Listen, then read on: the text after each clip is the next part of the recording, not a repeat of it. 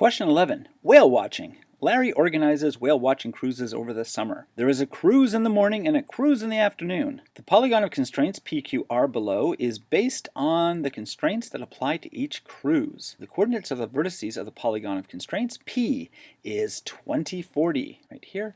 Q is 150, 200, 150 and 200, and R is 200, 160, where X is the number of child passengers on the boat per cruise, Y is the number of adult passengers on the boat per cruise. For each cruise, Larry charges $12 per child passenger and $20 per adult passenger. Larry maximized his revenues on this morning's cruise. Larry's revenue from the afternoon's cruise was $5,220. There were 10 more child passengers on board this afternoon than there were this morning. How many adult passengers were on this afternoon's cruise? So we could just look at optimizing the revenue. We know that he's making $12 per child, so 12 times X plus 20 times Y, $20 per adult.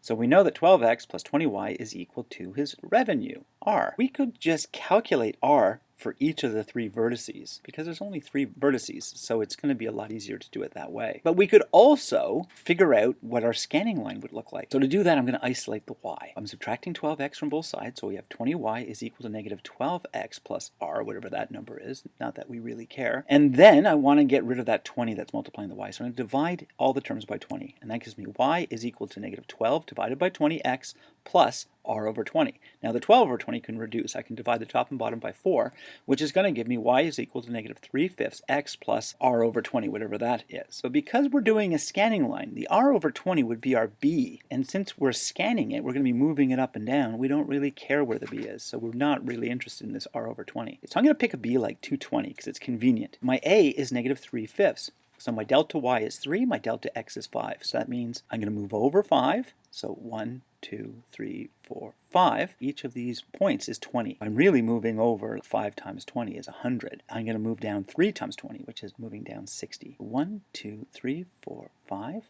and then down 3. 1, 2, 3. I could do that again. 1, 2, 3, 4, 5. 1, 2, 3. So that passes through the point 200, 100, and the point 0 to 20. And this is going to be my scanning line.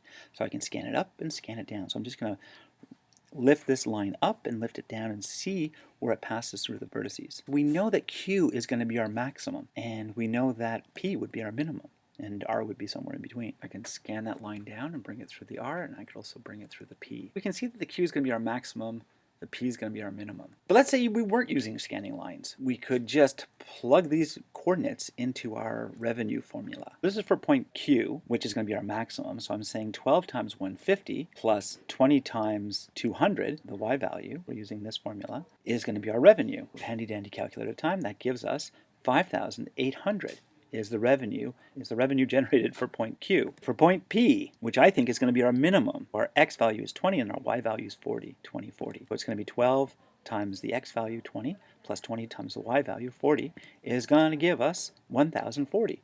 So our revenue is 1,040, which is a lot lower. So that kind of supports my theory that P is going to be our minimum. Let's figure out R. So 12 times 200, that's the x value, and 20 times the y value, which is 160, that gives us 5,600. We can see that the maximum profit, the maximum revenue, is from point Q. So point Q has got to be the morning. We're told that Larry's revenue from the afternoon cruise was 5,220. Now notice it's not any of these revenues. Larry had some number of people that's going to fall somewhere inside this polygon of constraints. We have to find it. We know that there were 10 more child passengers on board this afternoon than there were this morning, and he made 5,220. So I'm going to take our revenue formula, so 12x plus 20y, and make that equal to a revenue of 5,220. We know that there were 10 more child passengers on board this afternoon than there were this morning.